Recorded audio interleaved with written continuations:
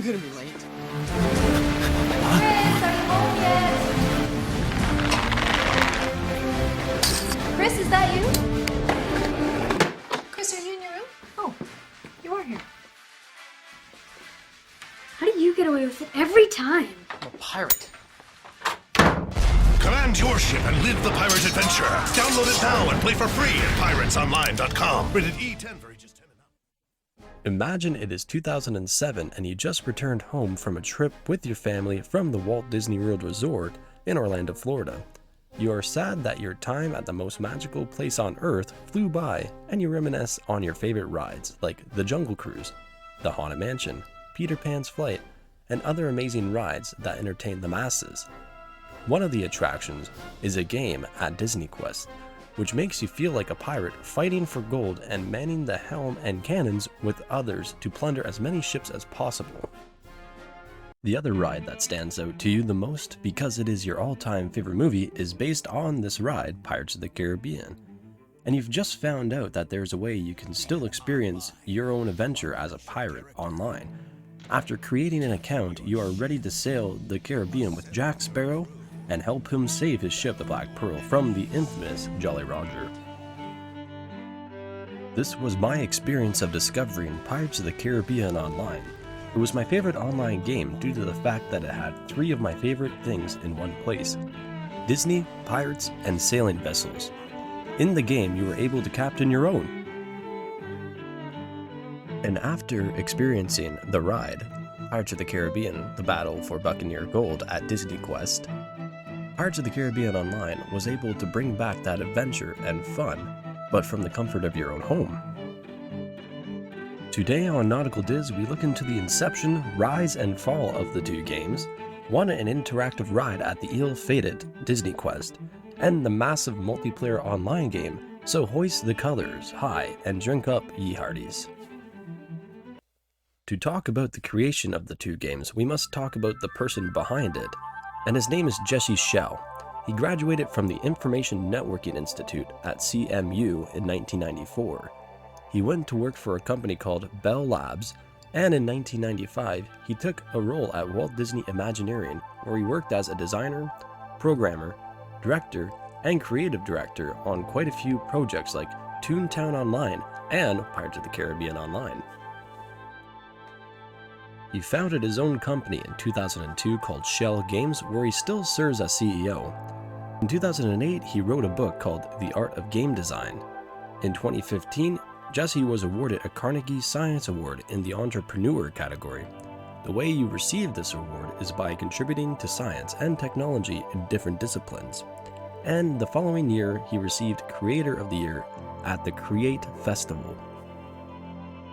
As of 2016, he has been in talks with Disney to obtain the rights to one of the games he created, Toontown Online, and he plans on reviving the game. Another notable project he was a part of, in regards to the theme parks for Disney, Jesse helped with Toy Story Mania, which is located in Hollywood Studios in Orlando, Florida, Disney's California Adventure in Anaheim, California, and Tokyo Disney Sea.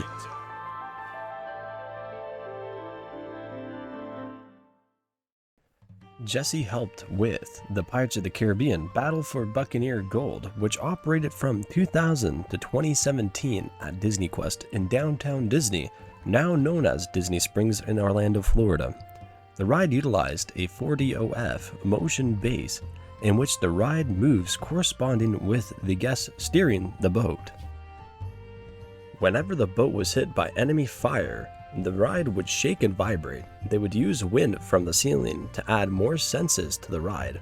Bursts of air would come from different directions, and water and mist would spray on the guests.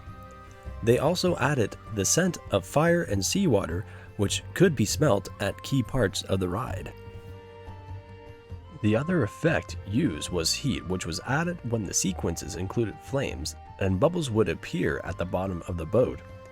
The technology for Pirates of the Caribbean Battle for Buccaneer Gold included a Dolby 9.1 surround sound system and an addition of 2 subwoofers and 2 overhead speakers.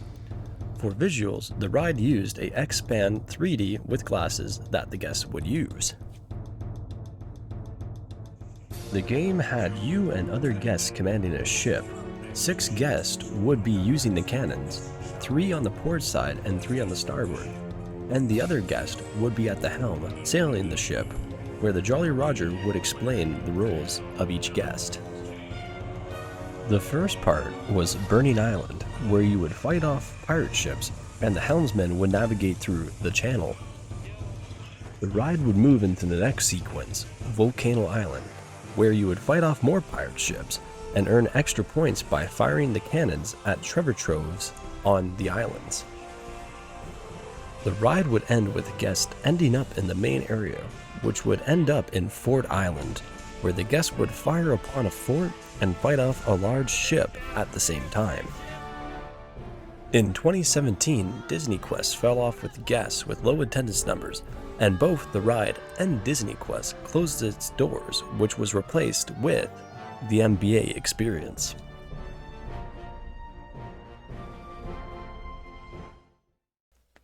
The online game takes place sometime after the first movie, which your character is rescued by the infamous Jack Sparrow from a prison island. With your rescue, Jack being Jack has a favor of you he needs help with. You and Jack are going to rescue the Black Pearl from the British Royal Navy. However, you need to convince the crew to join the ranks and fight off numerous adversaries along the way, including the cursed crew of the Jolly Roger. The gameplay was your typical MMO by using the mouse to attack enemies and using the number keys to do special techniques in which you would complete quests by defeating these foes. The game had a large emphasis on sailing and sea combat. There were several ship options that you could buy in-game and customize your ship as you would like. Some features in-game would help aid gameplay for players. For example, the broadside cannons would auto-aim on ships nearby. Without this, the cannons would spread randomly when you would shoot them. Another feature that would ease gameplay would be for players under the level 10, which they would not get groggy after being knocked out, which after escaping the prison, you can get right back into the action. Other features that were included were also other games like Blackjack and Texas Hold'em, with a later edition of Liar's Dice, which is the dice game featured in the second movie, Dead Man's Chest. There was also a player versus player mode in later years, and another mini-game where you can fish and make money off of it. And you could also buy a fishing boat to fish more legendary fish. In the game, there are options for the ship you can sail, and its advantages of using it. The brig is the most balanced ship. The sloop is for skill. The frigate is more for power. And the galleon is for space and carrying capacity for both treasure and players rather than firepower or speed. Like the ships, the swords also had different options that players could buy and use with different combos and skills. The cutlass is the basic sword, the broadsword is for power, and the saber is for skill. They also offered cursed blades, which was a subset of one of the swords mentioned earlier with different special attacks and abilities. The game offered so many different quests, islands, and characters to meet, which in my opinion was a ton of fun for all. Reviews for the Pirates of the Caribbean Online were mixed, and critics did not give it an all-exciting rating as well. Metacritic gave the game a 60 out of 100. Game Revolution rated the game with a C+. Xplay wasn't too impressed, giving it 2 out of 5 stars. And Game Industry News had given the game 4.5 out of 5 stars. In 2008, the game did win the Best Online Game of the Year. However, that didn't help the future of the game, which 5 years later, a grim future awaited the beloved game. On August 20th, 2013, the Walt Disney Company gave an announcement that Pirates of the Caribbean Online would shut down on September 19th, 2013. They held in-game events, exclusive codes for all players, and memberships for all, right up until the close date. A couple years after the game was shut down by Disney, a group of fans remade the entire game and renamed it The Legends of Pirates Online, which is still running and free to play for everyone, and it recaptures the fun, thrill, and adventure of its older sibling.